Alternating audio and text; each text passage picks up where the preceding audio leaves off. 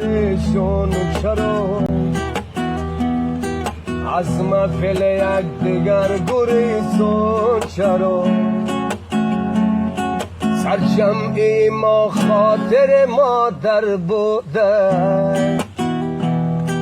بعد سر آن حزین و حیران چرا سرجمعی ما خاطر مادر بوده بعد سر آن حیران پریشان چرا چون لاله رو خون خیش آغوش کردیم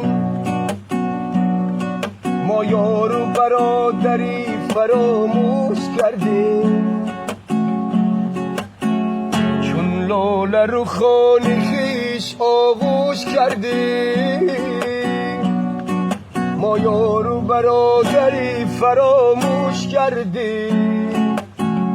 فرزند پدر در پز در نولانه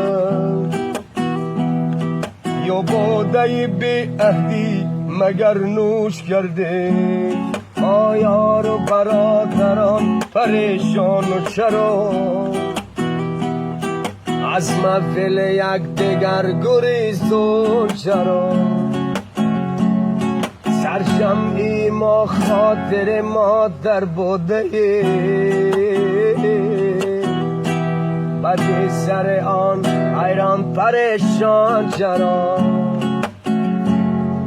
نان و نمکی خیش به بیگانه دهیم ما گوشت به حرف و گل و بیگانه دهیم گویند که پنج گوشت برابر نبود خوب است که ما به هم برابر باشیم ما یار و برادران پریشان چرا از محفل یک دیگر گریزان چرا سرجمعی ما خاطر آچه بوده آبدی سر آن حیران پریشان چرا